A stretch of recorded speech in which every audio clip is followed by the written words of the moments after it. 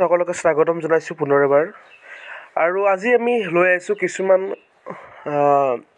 কথা যিবিলাক আপোনালোকে চাওক। আমাৰ যি ৰিক্ৰুইটমেণ্ট প্ৰচেছ, সেই ৰিক্ৰুইটমেণ্ট প্ৰচেছত যিখিনি কাম আছিল, LP UP যি নিযুক্তি প্ৰক্ৰিয়া, সেই নিযুক্তি প্ৰক্ৰিয়াৰ কামখিনি কিন্তু অসম চৰকাৰে আৰু কৰিব ধৰিছিল মাত্ৰ হয়তো। কিন্তু লগে লগে কি হ'ল, আমাৰ কিছুমান কেণ্ডিডেটসকলে যি আমাৰ গুৱাহাটী মহামান্য আদালতত এটা কেছ ৰুজু কৰিছিল।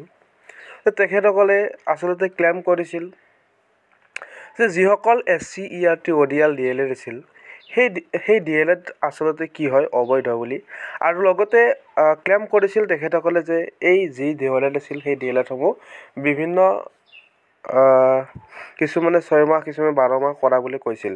কিন্তু চাওক, আপোনালোকে ভাবকচোন, এটা DLED কোৰ্চ 6 মাহ বা 18 মাহ কোৰ্চ কেনেকৈ হ'ব পাৰে?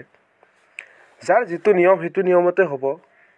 যিহেতুকে SC ERT ODL DLED আছিল 2 বছৰ, আৰু বিশেষকৈ NISৰ লগত আমাৰ যি SC ERT ODL সেইটো কম্পেয়াৰ নহয়।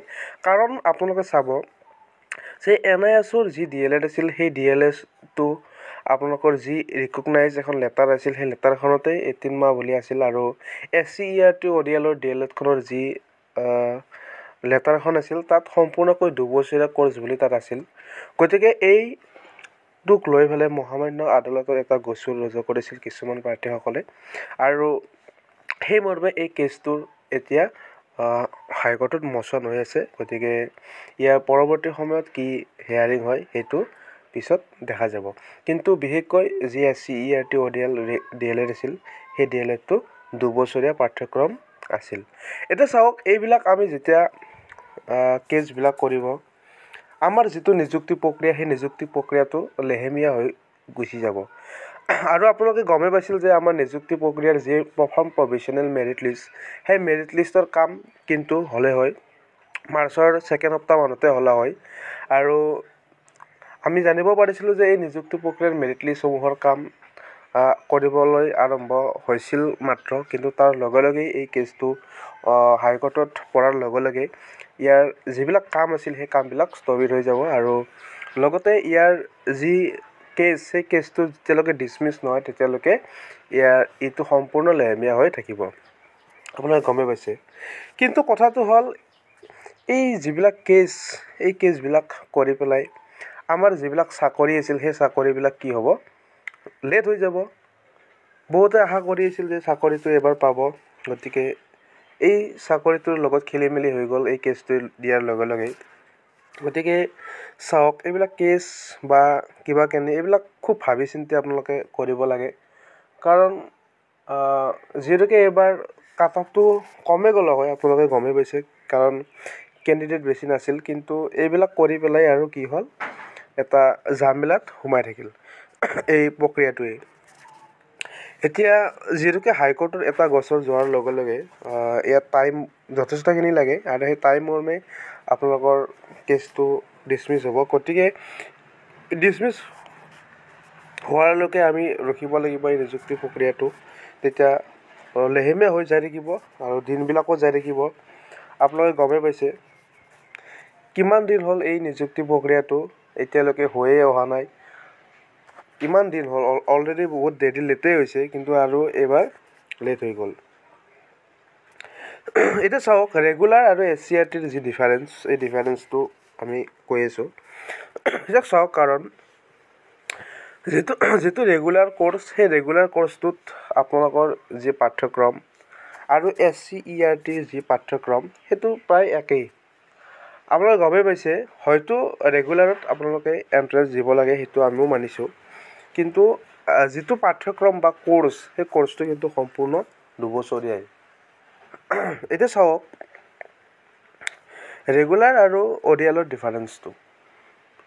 এতিয়া চাওক, আমাৰ যিসকল SC ERT ODL DLED আছিল, তেখেতসকলেও কি কৰিছিল, বিভিন্ন ধৰণৰ স্কিল, তাৰপিছত যি প্ৰজেক্ট এছাইনমেণ্ট, আৰু লগতে যিবিলাক ফিল্ড ৱৰ্ক থাকিব, লগতে যি স্কুল বেষ্ট এক্টিভিটি থাকিব, এইখনৰ পৰা সেইখন স্কুলত গৈ পেলাই তেখেতসকলে ক্লাছ কৰা এইবিলাক আছিল, আপোনালোকে গমেই পাইছে হয়তো।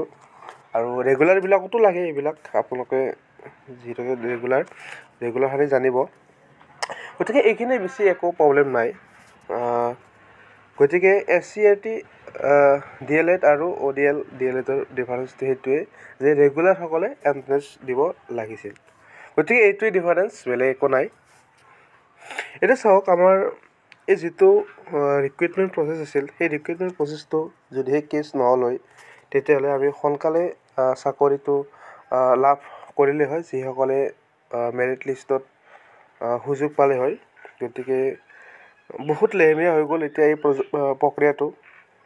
এতিয়া পৰৱৰ্তী দিনবিলাকত আচলতে কেতিয়া নিযুক্তি হ'ব, কি হ'ব, এইটো ক'বই নোৱাৰিব, যেতিয়ালৈকে কেছটো ডিছমিছ নহয় বা মেৰিট লিষ্টৰ কামবিলাকো নহ'ব।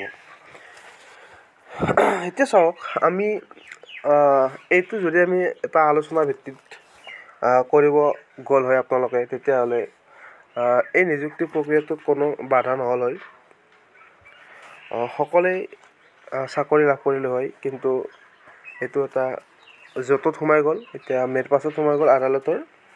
সেইকাৰণেহে এই প্ৰক্ৰিয়াটো বহুত লেহেমীয়া হৈ গ'ল।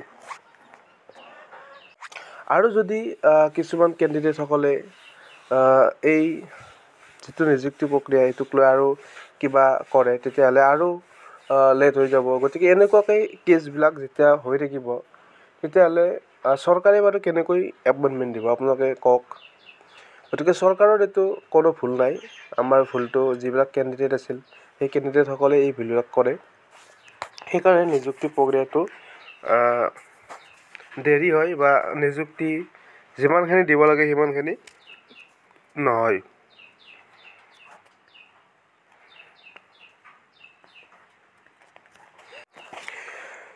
এতিয়া চাওক, আমাৰ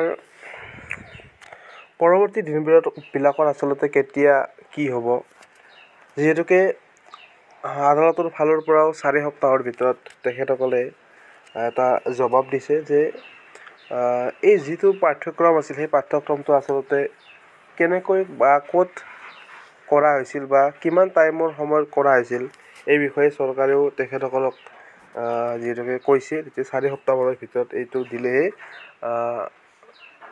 আপোনালোকৰ নিযুক্তি প্ৰক্ৰিয়াটো পুনৰ ৰানিং হ'ব। গতিকে পৰৱৰ্তী দিনবিলাকত কি হয় চাওঁ। চৰকাৰে কৰা কৰ্চ এটা, যিহেতুকে চৰকাৰেই এই SCERT ODL DLEDটো অৰ্গেনাইজেছ কৰিছিল, গতিকে এইটো কোনো প্ৰব্লেম নাই, এইটো 2 বছৰীয়া পাঠ্যক্ৰম সম্পূৰ্ণ। কিন্তু নিযুক্তি প্ৰক্ৰিয়াটো অলপমান লেহেমীয়া হৈ গ'ল, এইটোৱে। যদি ভিডিঅ'টো ভাল লাগিছে, আপোনালোকে শ্বেয়াৰ আৰু ছাবস্ক্ৰাইব কৰিব নাপাহৰিব। ধন্যবাদ।